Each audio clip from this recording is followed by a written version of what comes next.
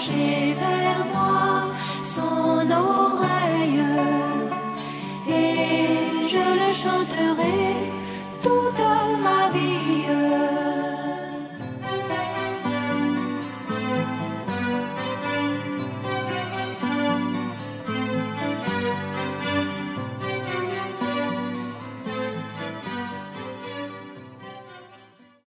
Notre Dieu ne ment pas. Il ne ment point. Amen. Sa parole s'accomplit toujours. Ses promesses sont infaillibles. Parce que lui-même est le Dieu infaillible. Ensemble, nous avons cheminé pendant quelques semaines pour voir pourquoi l'homme peut avoir confiance dans tout ce que Dieu déclare. Parce que frère, la foi qui sauve, ce n'est pas la foi dans ce que on vous enseigne partout dans les écoles, dans les universités. Non, ce n'est pas ça qui peut susciter la foi. C'est quand Dieu parle. Quand Dieu parle, il y a une attitude que l'homme qui est sa créature doit avoir. C'est une attitude de respect et de confiance. Et quand vous avez du respect et de la confiance pour ce que Dieu dit, parce que vous savez qui il est, et que vous savez que s'il dit une chose, il est capable, et il se charge, et il se met à l'œuvre, et il se met au travail, et de manière vraiment promptement, je vais dire promptement, il l'accomplit. Mais le problème, c'est que souvent, nous les hommes, nous sommes dans le temps.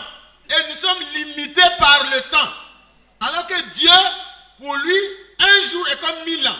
Et 1000 ans est comme un jour. Donc, vous voyez que les calculs parfois, qui font que nous trouvons que ça tarde, ça prend du temps, c'est parce que nous sommes encore humains. Quand nous allons entrer dans notre dimension éternelle, nous comprendrons pourquoi, quand Dieu parle de quelque chose qui va se passer dans 2000 ans, dans 6000 ans, voyez, il parle comme quelque chose qui est en train de se passer. Parce qu'il n'est pas comme nous. Et tout ce qu'il dit, frère, n'ayez aucune crainte, n'ayez aucun doute, ça va s'accomplir obligatoirement. Amen. Toutes ces promesses dans tous les âges n'ont jamais manqué leur accomplissement. Et nous avons pour cela lu dans Jérémie au chapitre 1, verset 11 à 12, nous avons déjà lu ça. Vous dites que Dieu, ce qu'il parle là, lui-même, sa main, ça veut dire sa puissance, l'accomplit. Et il le fait comme l'amandier. Voyez, l'arbre d'amandier, il est prompt, il est rapide. Il dit, ma parole là, je me hâte de l'accomplir. Et nous avons lu aussi dans Ésaïe 45, le verset 23, des choses concernant cette fidélité de Dieu. Nous allons relire ça et nous allons partir maintenant pour cheminer avec les Joseph pour voir comment les choses se sont passées en leur temps et nous entrerons effectivement, il nous reste un peu de temps, voyez. Nous allons prendre le verset 23. Non, verset 21. Déclarez-le, faites-les venir, qu'ils prennent conseil les uns des autres. Qui a prédit ces choses dès le commencement et depuis longtemps les a annoncées? N'est-ce pas moi l'Éternel? Il n'y a point d'autre Dieu que moi. Je suis le seul Dieu juste et qui sauve. Tournez-vous vers moi et vous serez sauvés. Vous tous qui êtes aux extrémités de la terre. Car je suis Dieu et il n'y en a point d'autre. Je le jure par moi-même. La vérité sort de ma bouche et ma parole ne sera point révoquée. Tout genou fléchira devant moi et toute langue confessera. Toute langue jurera par moi. En l'Éternel seul, me dira-t-on, réside la justice et la force. Amen. Et à lui viendront pour être confondus tous ceux qui étaient irrités contre lui. Amen. Et par l'Éternel seront justifiés et glorifiés tous les descendants d'Israël. Que Dieu soit loué. C'est la vérité. La parole du Seigneur ne peut être révoquée. Ce n'est pas possible. Les hommes parlent. Ils peuvent se tromper. Les hommes sont les hommes. Les humains sont les humains. Et la parole de Dieu dit dans Galates, au chapitre 3, nous avons lu ça. Vous voyez, que est-ce que parce que quelqu'un doute de ce que Dieu dit, tu ne veux pas croire, tu veux être incrédule. Ça veut dire que Dieu dit une chose et toi tu dis que ce n'est pas vrai. Parce que tu dis que ce n'est pas vrai. Toi, petit homme, toi, personne, même si tu es le plus grand chef d'État du monde entier, ça veut dire, toi-même, ton pays, tout ça, quand on rassemble ça, ça ne vaut même pas un grain de poussière dans la création de Dieu. C'est petit, c'est trop petit. Il faut Dieu même pour te voir. Donc, il n'a pas d'importance. Tu peux ne pas croire. Mais ça n'empêchera pas Dieu de confirmer sa parole à l'endroit de ceux qui croient. Et de ceux qui croient qui ont de la valeur aux yeux de Dieu.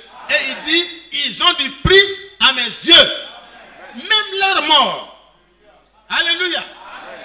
Alléluia. Nous avons du prix.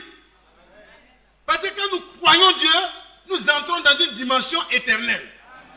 À partir de ce moment, nous sommes une partie de Dieu. À partir de ce moment, tout ce qui doit arriver à notre vie, c'est comme si ça arrive à Dieu. Et alors Dieu est engagé. Ce n'est que la foi qui engage Dieu envers l'homme. Et c'est par grâce que Dieu le fait. Mais le moyen par lequel, vous voyez, il le fait pour l'homme, c'est par la foi. Il nous sauve par grâce, par le moyen de la foi. Et cela ne vient pas de vous et de moi. Parce que ça ne dépend pas de celui qui court, ni de celui qui essaie de faire quelque chose, mais de Dieu seul qui fait grâce.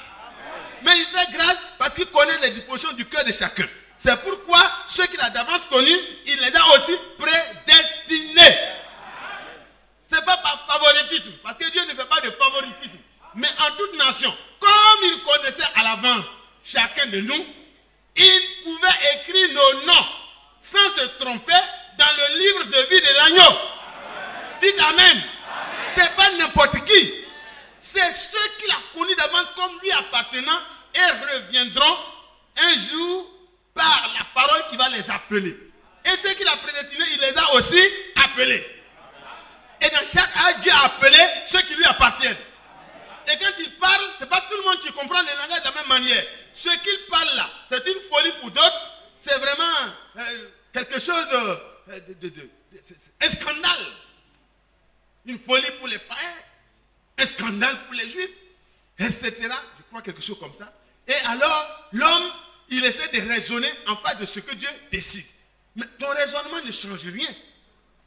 Les gens ont dit non, Jésus n'est pas certainement ressuscité. Il faut dire qu'il n'est pas ressuscité. Les gens sont venus le prendre. Ses disciples sont venus de nuit le prendre. Pendant qu'on dormait.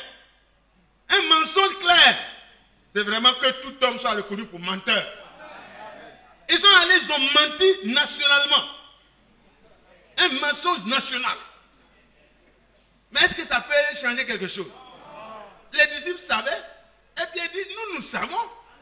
Nous sommes témoins. Il est ressuscité. Nous l'avons vu. Ce n'est pas des fables habilement conçues. C'est réel. C'est réel. Je suis allé, j'ai regardé, les bancs étaient là. C'est pas possible. Il est venu lui-même. Quand nous étions dans la chambre, embrigadés, vraiment nous étions là-bas par peur.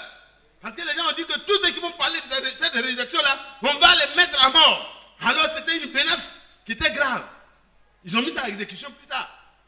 Parce que c'était un danger pour eux, pour leur religion. C'est un royaume religieux qui était très puissant. Mais frère, rien ne peut retenir la vérité captive.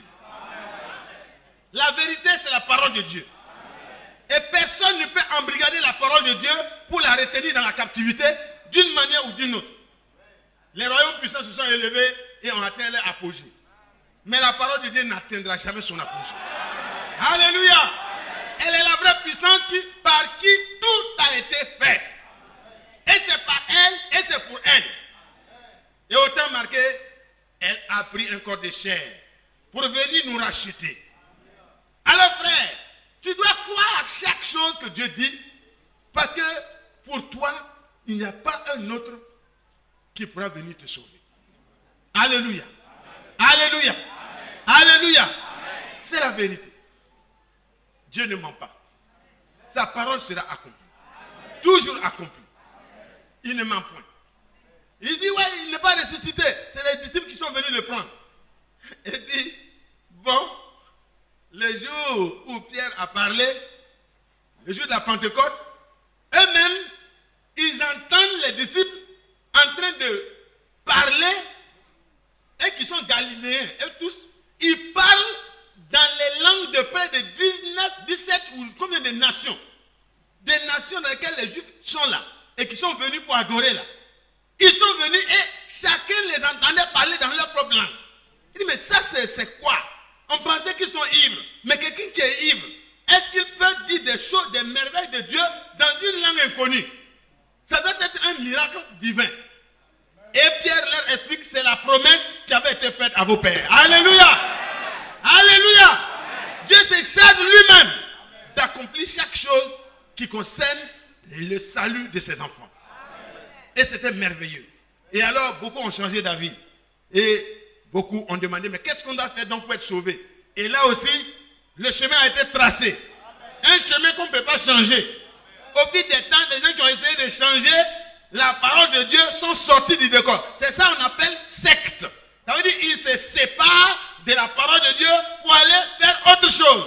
Même si tu es la plus grande congrégation et que tu te sépares de la parole de Dieu, tu es une secte pernicieuse.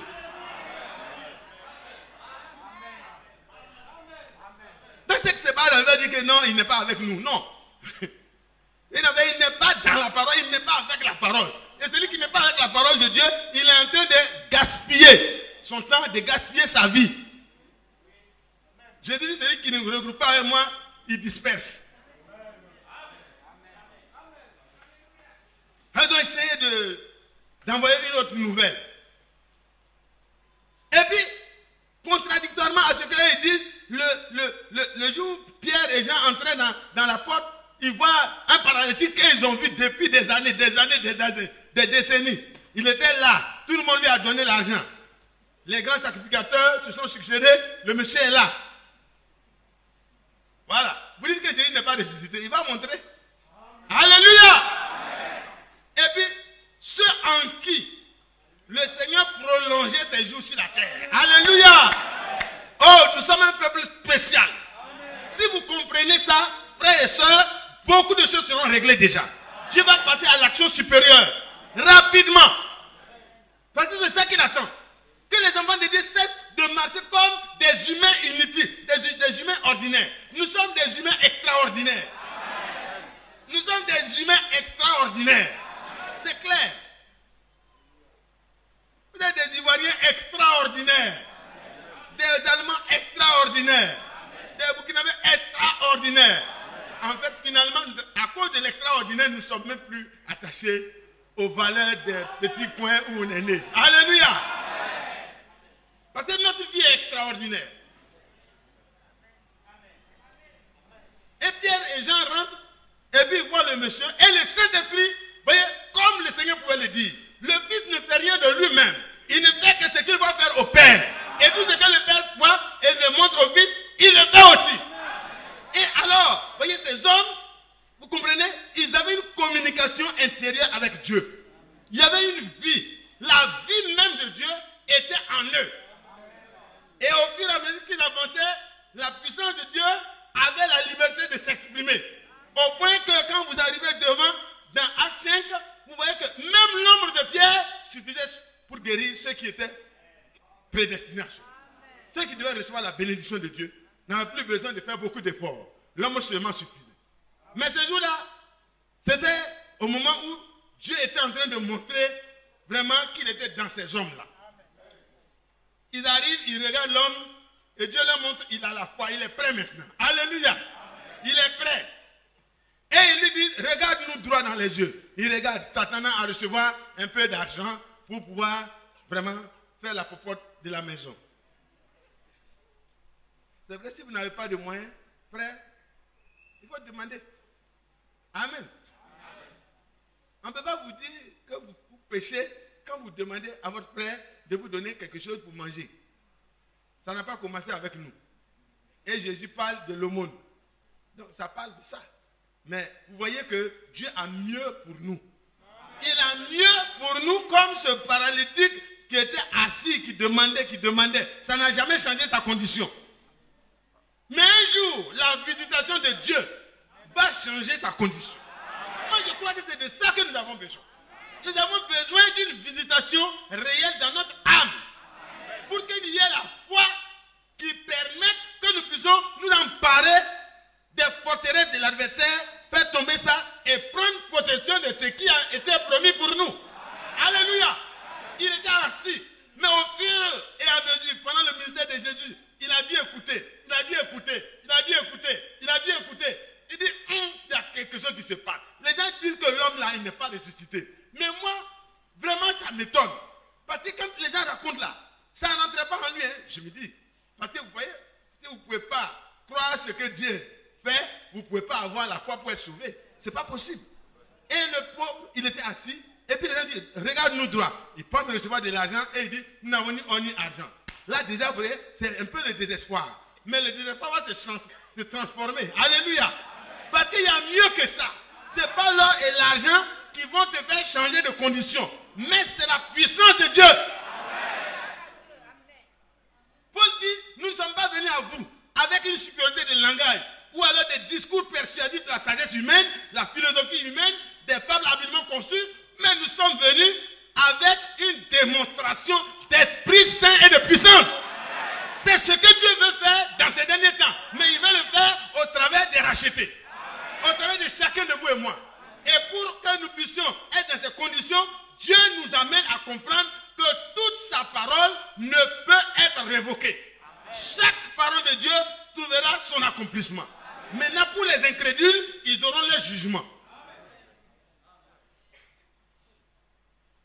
Il regarde et il dit, mais, nous n'avons ni argent, mais ce que je te le donne. Qu'est-ce que tu as alors? Au nom de Jésus de Nazareth, Jésus-Christ de Nazareth, lève-toi et marche. C'était le plus grand trésor. Moi, me lever et marcher, il n'a pas pris le temps de raisonner. Parce qu'en son âme, il y avait suffisamment de foi que Dieu est capable de relever les paralytiques. Parce qu'il était écrit clairement que quand le Seigneur apparaîtra, alors les paralytiques se lèveront. Et les gens disent non, celui qui est mort là, c'est un simple farceur, on l'a tué, c'est fini. Les Romains l'ont tué. Il dit non. Il y a quelque chose, dans son âme, il y a quelque chose qui lui disait non, c'est le Sauveur, c'est le Messie, c'est le Rédempteur. Ce sont ces représentants qui sont en train d'entrer. Et il les regarde et dit non, certainement si c'est lui, un jour, moi aussi j'aurai mes pieds. Un jour. Parce qu'il est celui qui était prêt. C'était la semence royale d'Abraham qui devait avoir la victoire sur tout. Dites Amen. Amen. Cette semence royale n'a pas de restriction.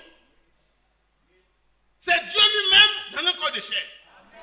Il viendra lui-même et vous sauvera. Donc, au nom de Jésus-Christ de Nazareth, lève-toi. Il dit, au nom de qui? Jésus-Christ de Nazareth. Celui dont on dit qu'il est. Moi, je croyais clairement à l'intérieur de moi que certainement, tout ce qu'ils ont fait là n'a pas pu l'empêcher de sortir le 3e jour. Et le jour de la Pentecôte, j'ai appris que vous avez dit que Dieu l'a ressuscité le 3e jour. Et que comme cela a été dit dans le psaume 22, le Messie ne verra pas la corruption. Effectivement, notre père David a vu la corruption. Mais son descendant, mais sa postérité, mais celui qui était promis, mais le Messie, mais le vrai roi d'Israël, il ne verra pas la corruption. Le 3e jour au matin, la tête trembla, le sépulcre fut roulé, la pièce fut roulée. Il n'a pas eu comme dans le cas de Lazare de demander qu'on vienne rouler la pierre. Non! accomplissement. Et ce que Dieu a dit dans le psaume 22, il devait l'accomplir ici. La pierre fut roulée. Et le Seigneur ressuscité, sorti. Et les hommes qui étaient là, les gardiens, avec tous les chars de guerre, tout ce qu'ils avaient comme arsenal, ils ont mis vraiment des précautions spéciales autour d'une tombe. Autour d'une tombe. C'est-à-dire, même mort, il faisait peur à tout le monde. Alléluia. C'est de lui que je parle. Même mort, son cadavre enfermé avec une grosse pierre faisait peur aux grands religieux. C'est de lui que je parle. C'est merveilleux.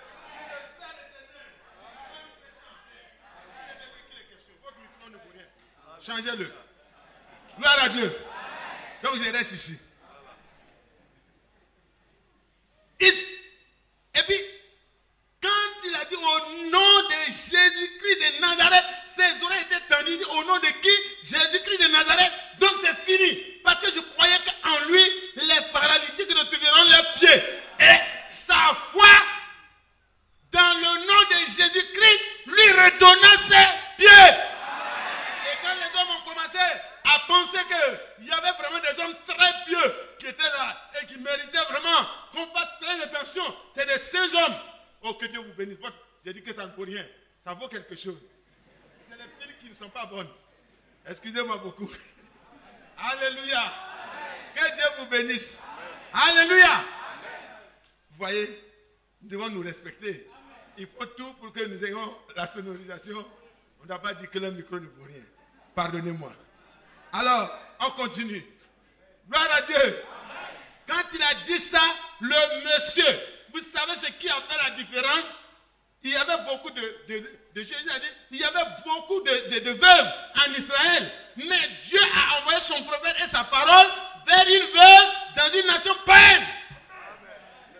Parce que Dieu ne fait pas de favoritisme. Mais où que soient les vrais enfants de Dieu, les vrais fils de la promesse, Dieu envoie sa promesse vers eux. Parce qu'eux, ils vont croire. Quand ils vont parler de la part de Dieu, ils vont les recevoir comme des envoyés de Dieu. Et ils vont recevoir la parole qui sort de leur bouche comme la parole de Dieu. Et puis il dit, ne nous regardez pas. Parce que quand c'était passé, le monsieur s'est levé. C'est pas comme dans certaines conventions. On voit les gens, on les aide, c'est bon. Je ne dis pas que c'est mauvais. Hein. Mais parfois il y a des montagnes monstrueuses que les gens essayent de faire. Mais on n'a pas besoin de montagnes pour glorifier Dieu. Dieu est capable de faire les vrais. Donc quand il y a le vrai, il n'y a pas de montagne besoin.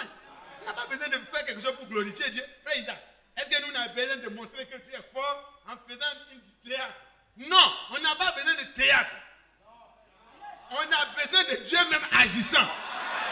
Dans ma vie et dans ta vie et par ta vie. Nous avons quelque chose. Et c'est ça qu'on va te donner. Au nom de Jésus-Christ de Nazareth, lève-toi et marche. Ce qui sortait de leur bouche n'était pas leur parole, mais la parole de Dieu. Alors, l'homme a saisi ça. Parce que Dieu ne ment pas. Il dit, si Dieu dit de marcher, c'est que je marcherai. Et il s'est levé. Il n'a pas raisonné. Ce qui nous bloque, c'est notre raisonnement. Tu es malade. La parole de Dieu est en train de passer. La parole de Dieu dit clairement que dans cette multitude, tu as été guéri. Mon cher ami, tu atteins quoi? Lève-toi et prends ta guérison. Lève-toi. Parce que Dieu ne peut pas te mentir. Il ne peut pas te faire espérer. Il ne peut pas susciter en toi de l'espoir. Il a tout pour accomplir ce qu'il dit. Donc, tu n'as pas besoin d'espoir. Tu as besoin de foi. Et si tu as la foi, c'est que tu possèdes. Tu possèdes déjà.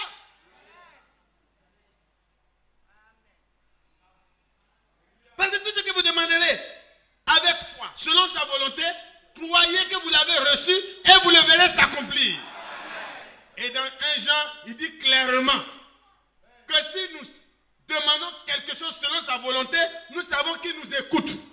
Et si nous savons qu'il nous écoute, nous savons que nous possédons la chose que nous lui avons demandée. Non, votre amen n'est pas suffisant. Sœur, personne qu'on recherche en vous. Mais ayez foi en Dieu. Imaginez que l'homme avait regardé ses échographies, c'est comment, on dit c'est les ligaments qui sont déchirés, c'est tel domaine, c'est endommagé, c'est endommagé. Bon, les langages scientifiques, je ne connais pas bien. Mais ils ont montré qu'on ne peut plus rien faire pour lui. Parce que c'est depuis 40 ans environ. Beaucoup d'années en tout cas.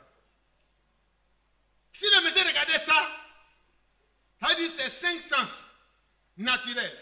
Et ces 5 sens, dans son esprit, allaient le bloquer. Mais Dieu soit loué, il avait une autre ressource intarissable. Son 6e sens. Il avait une foi qui disait que Dieu pouvait reconstituer ce qui est gâté. Il pouvait appeler à l'existence ce qui n'existe pas. Il pouvait ramener à la mort, à la vie ce qui est mort. Alors, il s'est levé et il a commencé à courir.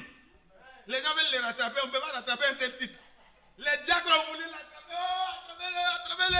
Il n'est pas prédicateur, il vient ici. On l'a attrapé. Est-ce que son témoignage a été entendu? Non, il n'a pas besoin d'entendre. Alléluia. Il a dérangé tout le programme. Il est en haut ici. Et puis il saute. Il saute. C'est pas possible. Jésus de Nazareth, merci. Jésus de Nazareth. C'est ce qu'il a retenu. Dis Jésus de Nazareth, tu es fort. Ton nom seulement, tu n'es même pas là. Tu n'es même pas. Ton nom là seulement, ça suffit. Jésus de Nazareth, tu es fort. Il dit, Jésus. Mais c'est ce qui avait été dit par le prophète. Les gens lisaient ça. J'ai appris qu'un jour tu es venu, tu as dit que cette parole de l'écriture est accomplie. Mais moi, je n'avais pas eu l'occasion d'aller à chaque fois. Mais quand j'étais au temple que tu parlais, j'étais là, j'écoutais. Mais aujourd'hui, Jésus de Nazareth, tu es fort. C'est toi vraiment qui es Dieu. Bon, à un tel personnage, vous avez besoin de lui expliquer que Dieu est 3 personnes. Non, il va vous dire, laissez-moi, je sais qui est Dieu, c'est Jésus-Christ. Christ est la révélation du mystère de Dieu. Mais lui, il avait reçu ça directement. Et les gens veulent l'arrêter. Attends, va t'écouter d'abord. Il dit, non, pas écouter. Moi-même, écoutez-moi. C'est Jésus-Christ de Nazareth. Regardez mon pied. Alléluia. Et puis les gens ont commencé à regarder Pierre, à regarder les serviteurs de Dieu. Et ils ont dit, non, ne portez pas les regards sur nous. L'homme vous a dit qui vous devez regarder. Tournez-vous vers moi. Vous tous des confins de la terre. Et vous serez sauvés. C'est ce qui est écrit dans Ésaïe 45. Pas tournez-vous vers les serviteurs de Dieu. Le Seigneur dit tournez-vous vers moi. Pas vers un serviteur de Dieu. Alors les serviteurs de Dieu ont détourné les regards pour les amener dans la bonne direction. C'est ce Jésus que vous avez crucifié.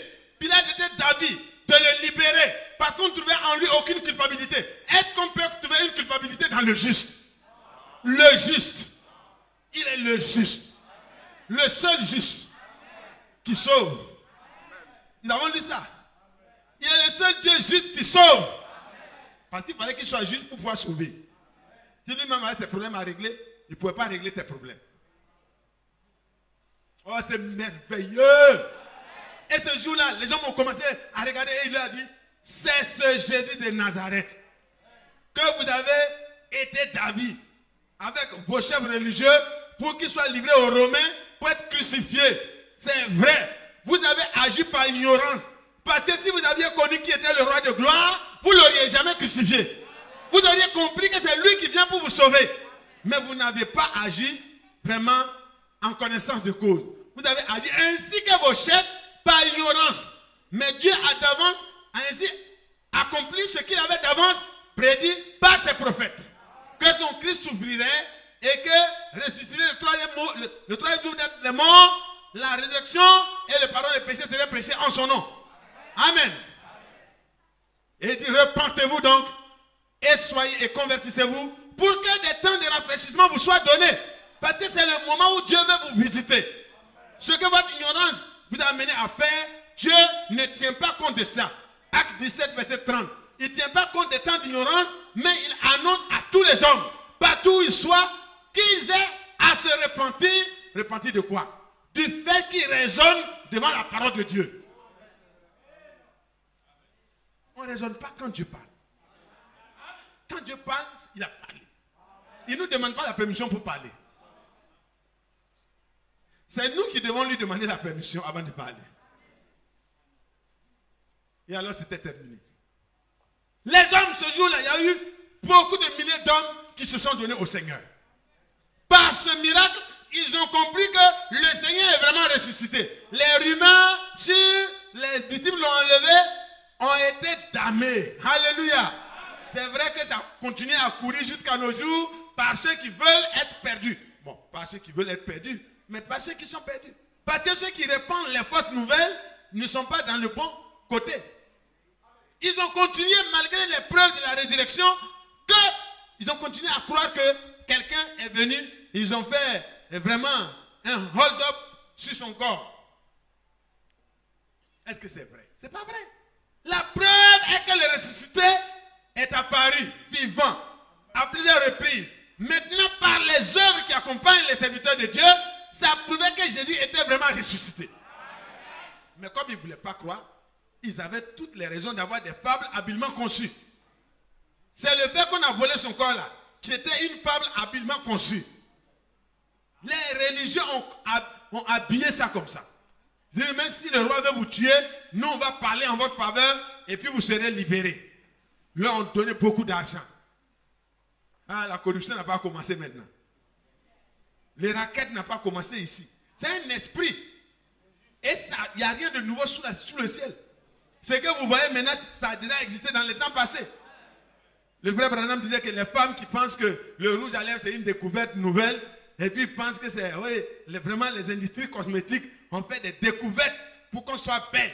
Et puis elles se peignent. Elles se peignent ici. Elles se peignent ici. Elles se peignent ici. Elles se mettent la peinture ici. On rase les cils. Alors que ça doit retenir la sueur pour que ça ne rentre pas dans les yeux. Mais elles rasent, elles mettent crayon. Elles mettent crayon, elles mettent partout.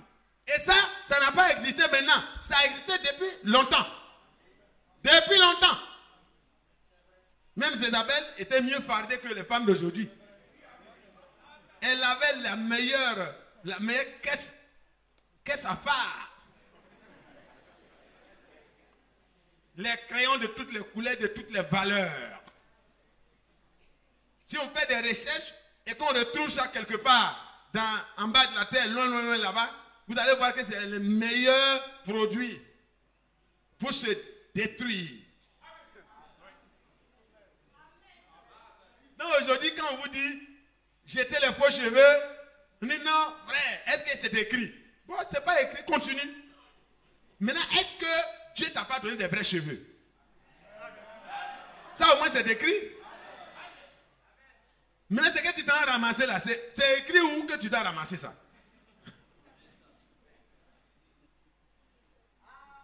Ah, que Dieu vous bénisse. Ce n'est pas de vous que je parle, c'est de celles qui continuent de faire là. Parce que vous avez quitté ça. Vous êtes quitté dans ça. Complètement. Dites Amen, si c'est vrai. Si vous n'avez pas encore quitté, quittez dedans. La beauté d'une femme, c'est son caractère. Son amour pour Dieu. Sa soumission. Sa douceur. Son respect pour son mari. Au point de pouvoir l'appeler son Seigneur comme Sarah le faisait. Amen là est devenu petit. Elle dit, ah bon, tu veux nous amener là? Comme tu nous as amené dans Amen, Amen, tu veux nous amener à dire que nos maris aussi, on doit les appeler notre Seigneur? Oui. Puisque vous êtes les filles de Sarah. Celles qui sont les filles de Sarah, dites Amen. Celles qui sont les filles de Sarah, même pas mariées encore, dites Amen. Parce que quand vous serez mariés, vous allez vous comporter comme Sarah. Et nous sommes les Abraham. Nous devons pouvoir défendre Sarah et la protéger. Amen. Ah, les frères sont contents quand on chauffe les sœurs. Mais après, il faut savoir que Abraham a protégé Sarah. Au point d'être capable même de dire à Agar de partir avec Ismaël. Parce que c'était devenu un problème à la maison. dit, mais tu dois partir parce que j'ai consulté Dieu et Dieu est d'accord que tu partes. Il faut que Sarah reste seule parce que l'esclave n'héritera pas avec son fils, voyez, avec le fils de la femme libre. Et ça a été écrit. Amen. Amen. Amen. Frères, protégez vos épouses. Ne laissez pas vos parents, ne laissez pas des circonstances vous amener à des situations où vous laissez la pauvre femme se défendre seule. Non, ce n'est pas normal. Prenez position. Consultez Dieu. Comment je dois me tenir dans cette affaire parce que c'est compliqué et Dieu vous donnera la conduite à tenir. Dans tous les cas, vous avez un devoir de défense. Comme Christ nous défend, nous devons défendre nos épouses. Pas avec des coups de poing, mais avec vraiment la manière de l'esprit. Alléluia. Que Dieu soit loué. Que Dieu soit loué. Que Dieu soit loué. Et le paralytique devint un homme qui était témoin partout, partout, partout. Il était derrière les disciples. Et quand les gens parlaient, il était là comme un témoin. Et quand les gens ont été attrapés pour être battus à cause de l'accomplissement de la parole de Dieu, ils ont dit, non, ce n'est pas possible. Ne prêchez plus en ce nom-là. Alors, arrêtez ça. Il dit, mais est-ce que c'est bon de faire ce que vous voulez et de refuser de faire ce que Dieu veut? Jugez en vous-même, vous-même les hommes de Dieu. Est-ce que c'est bon de vous obéir et puis de refuser d'obéir à Dieu? Ils sont bloqués. Et puis Gamaliel dit, faisons attention. Parce qu'on risque de courir le risque de combattre contre Dieu. Et puis, bon, ils les ont appelés, ils les ont frappés, chicotés, dit, bon, désormais, on va vous laisser partir. Ils ont peur de Dieu. Ils ont peur de Dieu. Il dit, on va vous laisser partir. Mais attention, ne vous amusez plus à prêcher en ce nom-là. Il dit, mais, parce que quand ils ont parlé, il dit, mais ces gens-là, on les connaît.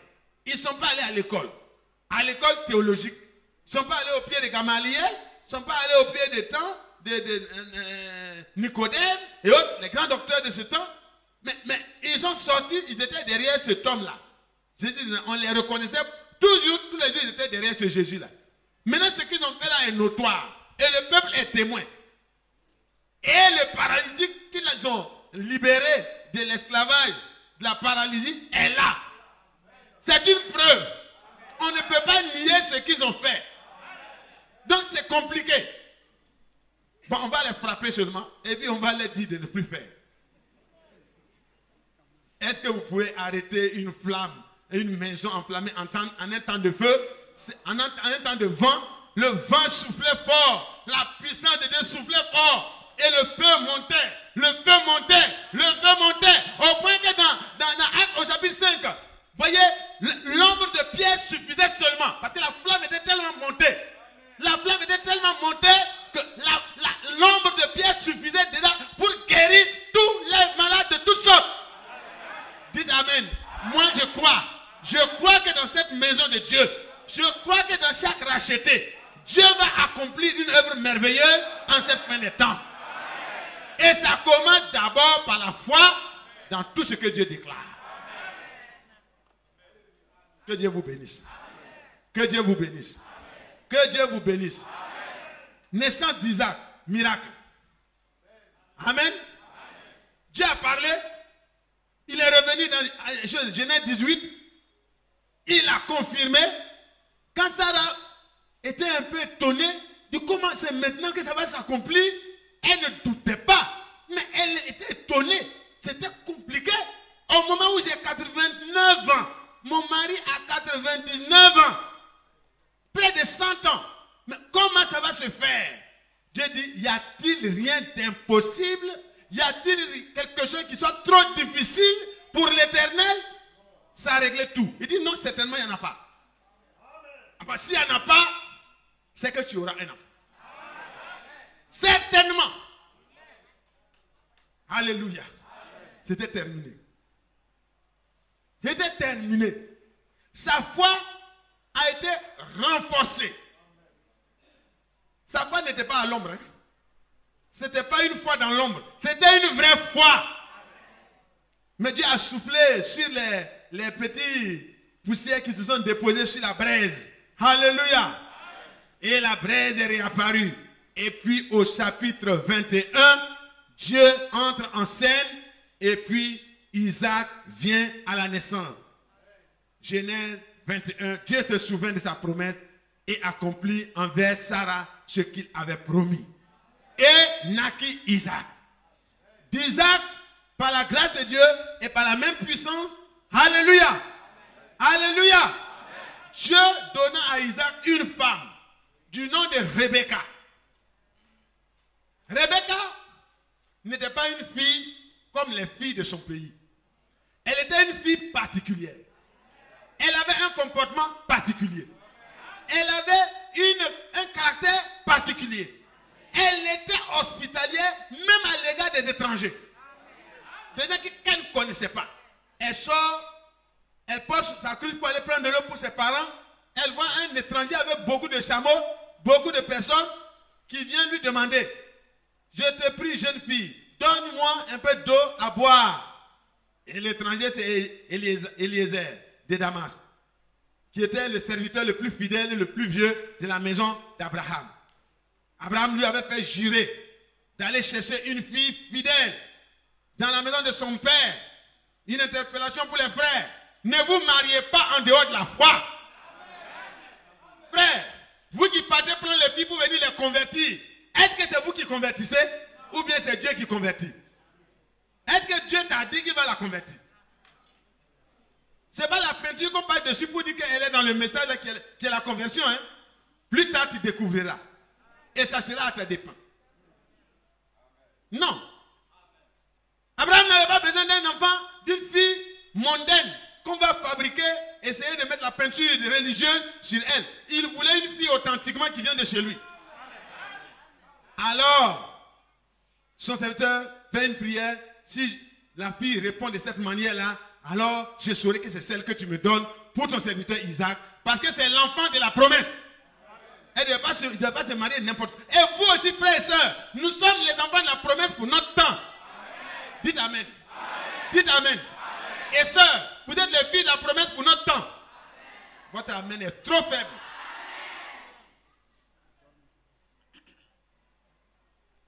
Ayez le comportement de Rebecca.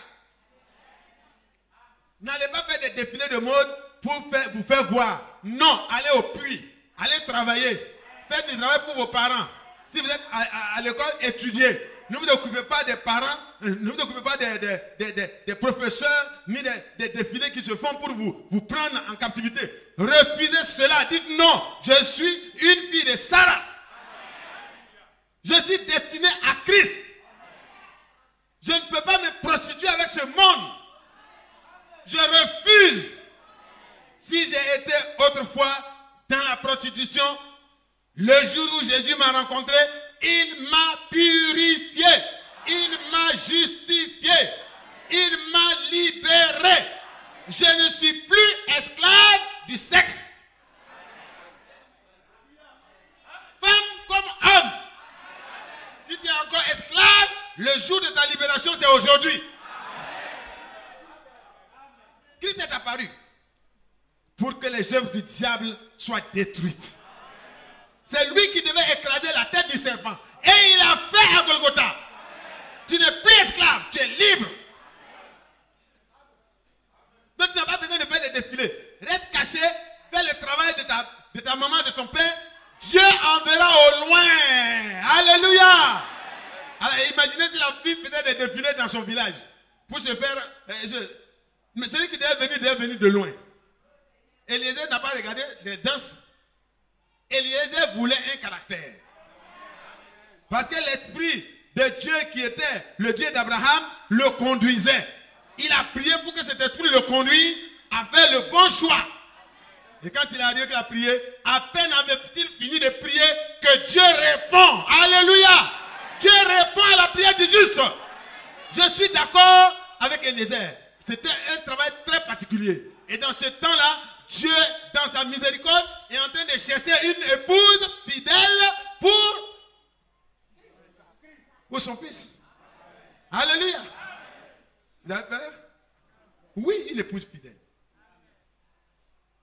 Et vous croyez qu'il va prendre quelqu'un qui est en train de vautrer avec le monde?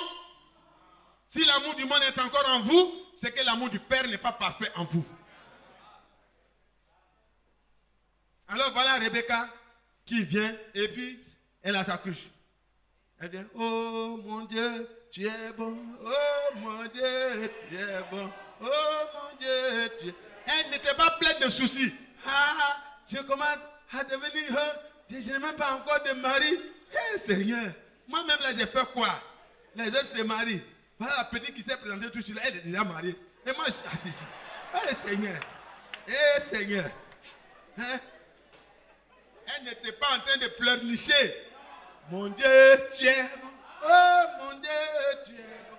Oh mon Dieu, tu es bon. Vraiment pour moi, tu es bon. Et bien elle arrive.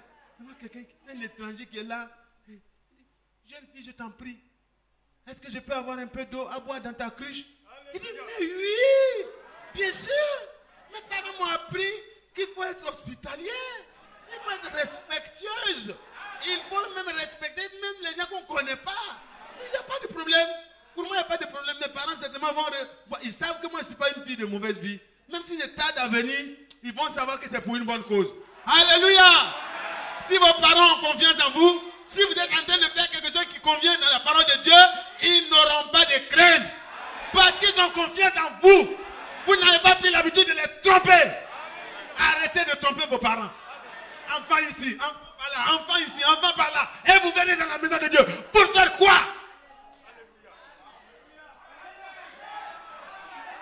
Si vous n'avez pas encore fini avec le monde, sortez. Ce n'est pas un dépotoir. C'est un endroit saint. On vient ici pour marcher avec Dieu. On ne vient pas ici pour continuer à se prostituer. Rebecca n'était pas une prostituée. Et c'est ça que vous voulez que Dieu prenne pour donner à un de ses enfants? Non. C'est un prostitué qui est venu chercher une prostituée que vous aurez.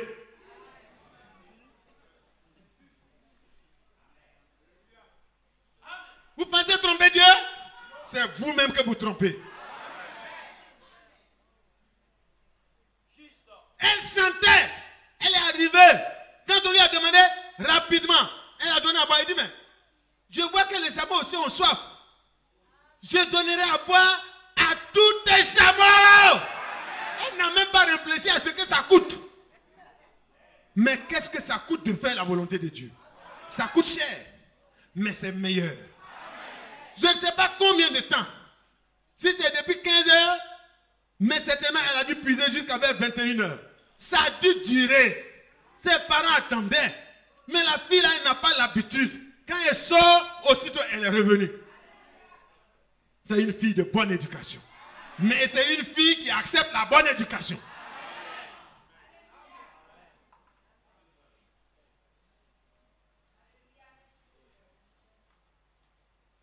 Elle a puisé, elle a puisé, elle a puisé. Vous savez, quand c'est comme ça, vous recevez une onction spéciale. Elle n'avait pas dit, non, je suis fatigué. Non, on demande un service, vous dites toujours, je suis fatigué. Quand vous dites, je suis fatigué, votre nerf, quand vous acceptez que vous êtes fatigué, voyez, le nerf principal va commander au cerveau, de commander aux pieds. Les pieds vont ressentir la fatigue. Les mains vont ressentir la fatigue. Vous ressentez une fatigue artificielle. Et puis ça devient vrai. Et puis vous dites, je dois rendre service à cet étranger. Il n'a pas de puisette, il n'a rien pour puiser boire. Et les chameaux doivent boire. Donc je rends service selon l'éducation que j'ai reçue dans la maison. Elle a commencé à puiser. Brou. Quand elle met une cruche, les chameaux. Elle remet. Et ce chameau. Mais ce n'est pas découragé. Le premier chameau est passé. Le deuxième chameau est passé. Ou s'il buvait à la fois, en tout cas, chaque chameau a bu à sa soif. Et ce jour-là, si le puits devait tarir, le puits ne peut pas tarir. Le puits ne peut pas tarir parce qu'elle était au service de Dieu. C'était l'élection qui était en marche. C'était son élection qui était en marche. Alléluia. Et à la fin, L'homme était là, il regarde, il dit, c'est pas possible. J'ai dit, donne-moi de l'eau à boire. Et j'ai dit à Dieu, celle qui dira, je te donnerai non seulement à boire, mais je donnerai à boire aussi à tes chameaux, que ce soit celle que tu as destinée à ton serviteur Isaac. Quand c'est fini, il s'est approché, il lui a donné des cadeaux. Il n'a pas dit, je vais te doter. Non, l'affaire là, ça ne se passe pas au puits. Frère, vous qui continuez à braquer les sœurs au détour des églises, arrêtez ça. Autrefois, on n'était pas enseigné sur ça. Mais maintenant, nous sommes enseignés. La fille a une maison. Ne les braquez pas. Les autres braquent, vous vous braquez. Parce que finalement, le père et la mère n'ont plus d'opinion à dire. Il dit, la fille est déjà braquée. Il dit, bon, c'est moi qui suis avec ta fille. Ah, tu veux ou tu veux pas? Vous dites, moi je veux. Tu veux ou tu veux pas? Il dit, je veux. Comment je vais faire? Si je fais, elle va se protéger, maintenant ça va devenir problème. Non, je veux. Il dit, ok, allons-y. Tu veux combien? Combien de pailles? Combien de boissons? Combien de kita? Combien de quoi? Le monsieur donne. Il dit, bon, on revient dans 2 semaines. Et puis les gens s'en vont, ils ramassent tout, ils viennent déposer, ils prennent la fille, ils s'en vont. C'est respectueux. C'est vous qui avez arrosé le jardin là. C'est vous qui avez arrosé la fleur là. C'est vous qui avez pris soin de ça. Hein? Soyons respectueux envers la chose d'autrui. Amen. Surtout quand vous savez que c'est des princesses. Alléluia. Oh, on ne va même pas. Frère Isaac m'a dit, tu feras un peu et puis tu continueras après. Parce qu'aujourd'hui là même, on est avec Rebecca. Et puis Rebecca, quand elle devait être mariée, parce que ses parents, quand ils ont eu l'entretien avec Eliezer, ils ont dit, cette affaire-là, ça vient de Dieu. Nous ne pouvons rien dire en bien ou en mal de cette affaire. Bon, demandons l'avis de la fille. C'est là que l'avis de la fille intervient. Ah bon, Dieu ne tient pas compte des temps d'ignorance. Ceux qui se sont mariés en braquant, c'est un braquage dans l'ignorance. Non, ne soyez pas découragés. Quand les gens ont braqué Joseph, ils l'ont jeté dans le puits, ils l'ont fait sortir. Joseph a dit, bon, je sais que vous n'êtes découragés de m'avoir vendu. Comme je suis devenu, vous êtes déjà prosterné, vous avez accompli les Écritures. Je vous ai dit, vos germes là se sont prosternés devant moi. Vous avez voulu empêcher cela, non? Maintenant, vous avez quitté depuis là-bas pour venir accomplir l'Écriture. Quand ils sont venus, tout le monde, mon Seigneur, Satza, comment? C'est son nouveau nom. Ils ne savent pas que c'est Joseph. Ils ont dit, mon Seigneur, Satma Sada. Il dit, tout le monde, et puis il répète. On dit, il dit, oh oui, Satma. Ne déformez pas le nom du Seigneur. Il dit, oh oui, Satma Sada. Répétez après moi. Ils ont répété, ils ont parlé clairement. Tous étaient la tête baissée. On dit, retirez-vous. Ah, l'écriture. Vous ne pouvez pas empêcher l'écriture de s'accomplir. Dieu a dit, ça devait s'accomplir. Il dit, mais vous m'avez vendu, mais ce n'est pas vous. C'est Dieu qui était en train de tracer une ligne droite avec une courbe. Alléluia. Quand il doit accomplir sa chose là, frère, il n'y a pas de royaume trop puissant pour que Dieu ne puisse pas accomplir ce qu'il a dit. Il amène Joseph dans la maison de Potiphar. Il le forme à l'administration des choses d'Égypte. Vous voyez, c'est une formation rapide. Hein? Est-ce que vous l'avez suivi? On a l'impression qu'il n'a pas été formé. C'est dans la maison de Potiphar. Il a administré d'abord les petites choses, nettoyer les WC. Il dit, oui, mon patron, il nettoie, c'est propre. Quand le patron s'assoit, il ne veut même pas sortir. Ah! Mais quel est cet homme? Tout ce qu'on lui confie, c'est beau. Et il nettoie sa bride. Il carrosse, il taloche bien. Il fait avec joie. Oh mon Dieu, tu es bon. Oh mon Dieu, tu es bon. Les gens disent, mais c'est l'esclave là qui chante. On l'a amené de son pays. Ça devait être un prince dans son pays. Parce que quand on le regarde, ces mains-là n'étaient pas des mains qui travaillaient trop. Hein. C'était des mains d'un enfant bien aimé. Mais maintenant, il doit travailler dur. Il travaille dur et il chante. Le monsieur a dit, mais ils se sont concertés, dit, mais l'enfant là, il dit, mais est-ce qu'il fait bien ce travail? Il dit, mais venez, patron, venez voir. On n'a jamais eu un employé comme ça. Il travaille bien. Tout son travail, on ne peut même pas dire bien. C'est quoi? Exceptionnel. 5 sur 5. Alléluia. Conduite exceptionnelle. Habillement exceptionnel. Comportement exceptionnel. Travail exceptionnel. Tout exceptionnel. On le fait passer en grade. Et puis si on fait conseil rapidement. Bon, tu as supervisé tous ceux qui nettoient les WC de toutes. Et quand il nettoie, lui il vient regarder. Les gens savaient comment lui nettoyer. Donc tu dois nettoyer comme ça. C'est réglé. Après on dit non, on normal. Finalement l'homme a dit non. Bon, écoute mon ami, moi j'ai trop à faire auprès des pharaons. Alors, toute ma maison gouverne ceux qui te gouvernaient. Gouverne ceux qui te gouvernaient. Dans la maison de... Vous n'avez pas suivi ça, vous voyez non? Il est devenu le gouverneur de toute la maison de Potiphar. Quand Joseph sort, les Égyptiens qui étaient les patrons, disent, patron Joseph, qu'est-ce qu'on a fait aujourd'hui? Il dit, bon, vous faites ça, et je viendrai contrôler. Hein. Je viendrai contrôler. Hein. Et comme il a passé par tous les services. Donc il savait faire tout. Et finalement, la femme veut aller avec lui. Il refuse. Frères, sœurs, les fils de Dieu seront tentés. Comme Jésus lui-même a été tenté. Mais gardez la parole dans votre cœur, dans votre âme. Même si vous êtes en esclavage, l'esclavage concerne votre corps. Ça ne concerne pas votre cœur, ça ne concerne pas votre âme. Et si vous n'êtes pas esclave dans votre cœur, dans votre âme, vous serez libéré physiquement aussi.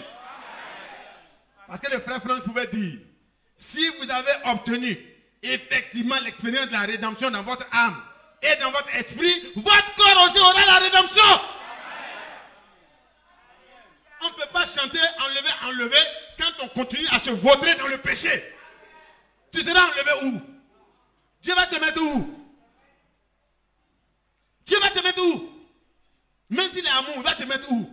Il dit dans les portes de la cité céleste là, rien d'impur ne franchit la porte.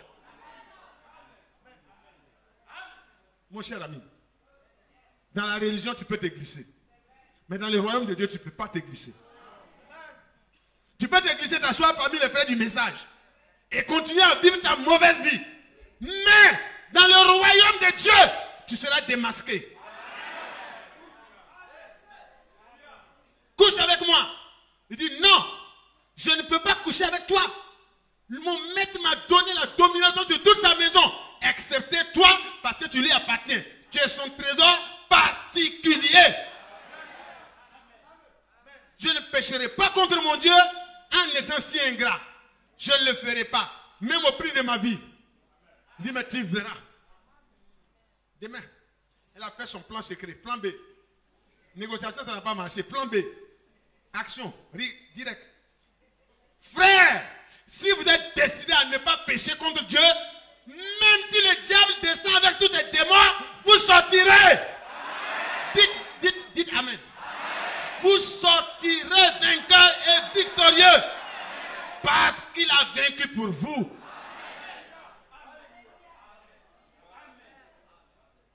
Elle a fait son plan. Hein?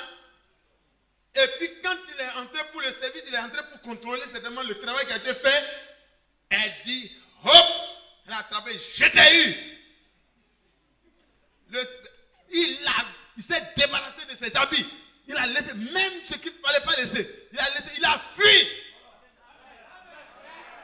Il s'est enfui. Parce que si tu as laissé pantalon et puis il attrape culotte, tu laisses culotte. S'il attrape même l'autre chose, tu laisses. Parce que quand il attrape le corps, là, ça glisse. Et puis hop, pendant la lutte là, tu crois que Dieu est fort, hein? Pendant que ça lutte là, ton corps transpire. Et tu deviens glissant. Il a frappé, ça a glissé. Hop, il est sorti. Seigneur. Oh Seigneur, tu es bon. Seigneur, tu es bon. Dieu, tu es bon. Tu vas voir. Il est bon, mais tu vas voir. Ce n'est pas fini. J'ai un placé.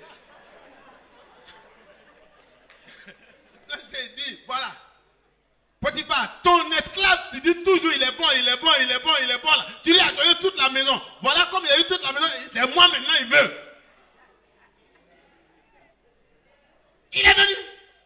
Quand il a crié, oh, il a laissé tous ses pantalons, tout ça là ici. Voici ça.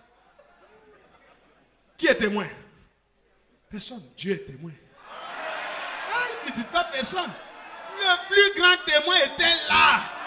Et c'est lui le témoin fidèle. Oui, il était en train d'écrire le chemin vers la gloire. Ne te plains pas. Mon ami, reste dans l'intégrité. Marche avec Dieu. Les plans de Dieu, tu ne peux pas les comprendre. Mais si tu restes dans la sainteté, tout s'accomplira. Calomnie, calomnie, calomnie. Elle a dit tout. Son avocat a parlé. Ça mérite la mort. Comment on peut oser toucher à la femme du grand numéro 2 de l'Égypte? C'est pas possible. Ça c'est grave. Ça c'est la guillotine. C'est quoi? L'homme là, Potiphar est assis, dit non. Ça ne ressemble pas à Joseph. Ce n'est pas dans ses habitudes. C'est une intrigue, je ne comprends pas. Tout le monde dit, si je ne condamne pas le jeune homme là, ils vont dire que le jeune homme là, il m'a tellement attaché. Donc il faut que je le condamne. Mais je ne peux pas le tuer. Je ne peux pas le tuer. Je ne peux pas le tuer. L'enfant était tellement pur. Dans toute sa conduite, je n'ai jamais senti dans ses yeux un désir pour ma femme. Je n'ai jamais senti ça. Les jeunes filles qui ont rempli toute la maison là. Joseph n'a jamais joué mal avec une jeune fille. Supposons que Joseph avait l'habitude de taper les autres servantes. Hé, ton travail là, tu vas faire. Hein? Il va bien faire. Hein? Il va bien faire. Excuse-moi, pardon.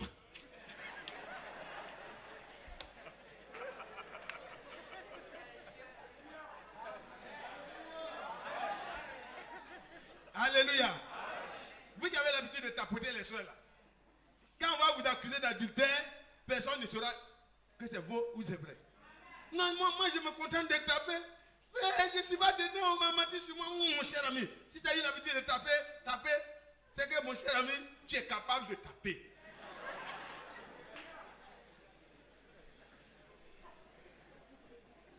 Non, c'est clair, hein? C'est pas pour vous faire dire. C'est lui qui a l'habitude de faire les choses qui ne sont pas claires là.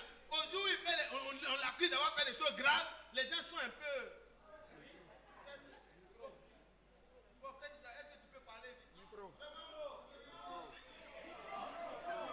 Je ne peux rien dire, frère Mathias, cette affaire-là, vraiment le jeune homme, bon, vraiment, je ne sais pas si c'est un frère de l'église ou si ce n'est pas un frère. Ce n'est pas par peur. Il y a des gens, si on me demande, est-ce que telle personne c'est votre frère, je dirais, il vient à l'église. Soyez sûr, hein? Si vous gardez votre comportement que vous avez là, je ne dirai jamais de vous que vous êtes un frère. Je dis que vous êtes un frère quand je sais que j'ai la communication de même esprit avec vous. Moi, je vais prendre témoignage pour vous. Et puis vous allez aller faire les choses. On va dire, vous faites comme ça. Non. Joseph, il avait un témoignage correct. Son patron a dit, non, je n'ai rien pour le défendre. Mais je n'ai rien à l'intérieur de moi qui me permet de le condamner. J'étais là en prison et il partait de temps en temps le voir. Ça va? Il s'occupe bien de toi? Ok. C'est le prisonnier particulier du patron. Alléluia. Les gens pensent que, on dit, mettez les chaînes. Non, non, laissez-le. Je vais gérer son problème. Ah! Il n'y a pas de jugement. Le jugement traîne, ça traîne, ça traîne. Parce que le monsieur espérait que le Dieu de Joseph va faire quelque chose. Parce qu'il a été correct. Un beau jour, deux personnes font un songe. L'autre doit être pendu, l'autre doit être libéré. Il explique les songes. Et puis l'autre, ils sont libérés tous les deux. L'autre est pendu 3 jours après. Et puis, allez. Ils sont libérés 3 jours après. L'un est pendu, l'autre est libéré. Et puis, il oublie Joseph. Et puis, le pharaon lui-même fait un songe. Et le songe explique cette année de famine et cette année d'abondance. Mais personne n'avait l'interprétation. Et Dieu permet que l'homme se souvienne. Donc, il fallait qu'il soit en prison. Pour qu'il y ait un homme qui est proche du roi, qui soit en prison aussi à ce moment, et qui puisse dire au roi, il y a un homme qui est dans la prison là-bas, un ancien travailleur de Potiphar, qui est accusé, mais vraiment, nous-mêmes, on a regardé son comportement dans la prison là. Il ne ressemble pas à tout ce qu'on a dit de lui. Lui là, il a un esprit supérieur. Il sait interpréter les mystères. Certainement, il peut parler. Et on est parti le faire sortir. On a lavé, il avait peur. Il a dit non, n'aie pas peur. C'est le pharaon qui a besoin de toi. De quoi? Il veut faire quoi? Il dit bon, il faut venir, tu sauras. Tu sauras. Amen. Il arrive, le pharaon demande voilà mon son. Et il démontre de quoi il s'agit. C'est un programme que Dieu a fait et il l'a révélé à son serviteur et prophète Joseph. Car Dieu ne fait rien sans avoir révélé son secret à ses serviteurs, les prophètes. Et mes frères et mes soeurs, si vous marchez avec cette vraie parole prophétique, vous devenez des petits prophètes. Vous devenez des petits prophètes. Parce que Dieu vous permettra de connaître des choses que les autres ne connaissent pas. Que Dieu soit loué. Que Dieu soit loué.